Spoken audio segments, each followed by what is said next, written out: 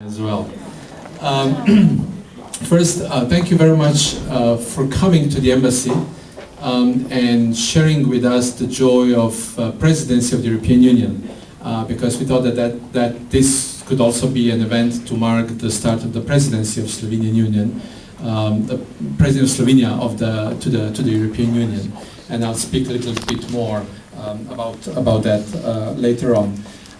But just think about that when you think about Slovenia. In 1991, we were part of Yugoslavia. We declared independence in June of 1991, and at that time, the foreign ministers of European Union, presidency was Luxembourg first and the Netherlands later on. They met, and on the agenda they had Slovenia. What do we do? Do we recognize them? How we deal with the problem?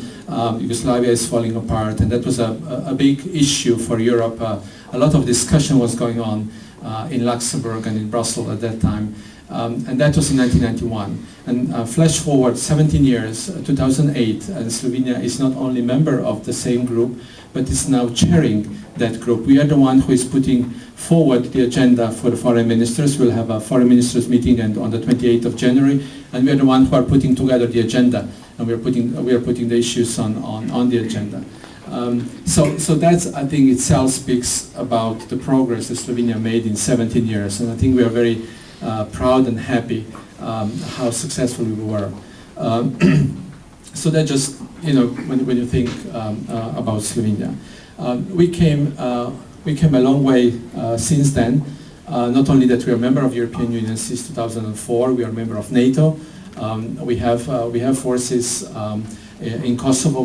Large group of our troops are in Kosovo. We have forces in Afghanistan. We have forces in Bosnia. We have in Lebanon. We have in Chad. We have in many places that we try to contribute to the peace and security of this world.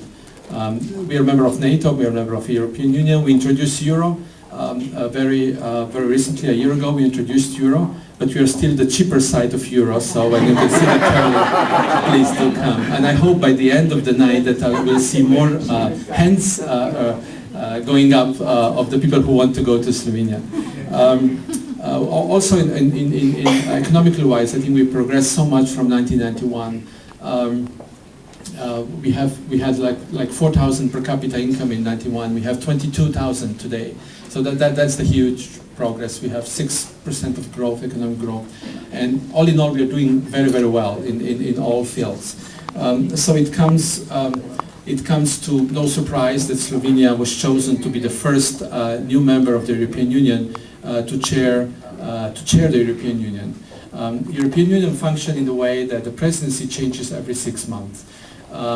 It's, of course, we have European Commission in Brussels, we have Secretariat in Brussels, but it's the presidency, it's the country who gives the guidance and who actually is presiding the European Union. That changes every 6 months, and Slovenia is now the first one of the new members who entered in 2004 who is taking up this challenge.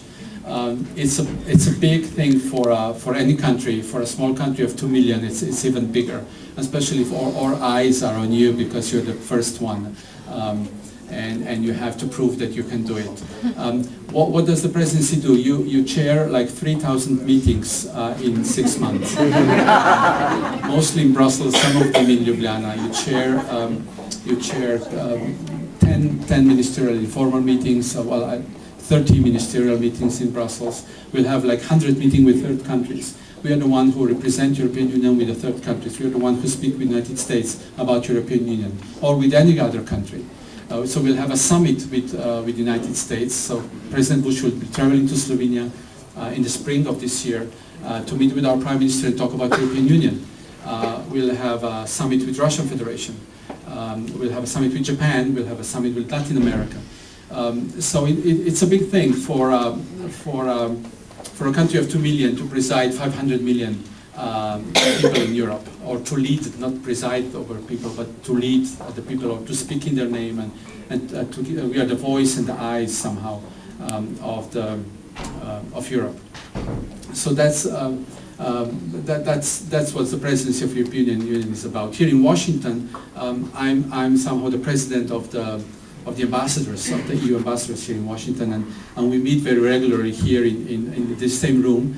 The ambassadors, the diplomats, will have like 60 meetings, I think, in 6 months, because there's a lot of coordination that's going on within the European Union, so that we coordinate our views, that we talk to the administration on different issues. There's a lot of coordination between the US and EU. We are realizing now more than before how much coordination there is between the two sides. We talk constantly on all the issues, on when something happens in Pakistan, in Kenya, in Kosovo, or climate change, or economic issues. There's really a lot of dialogue, and it's right so. I mean, because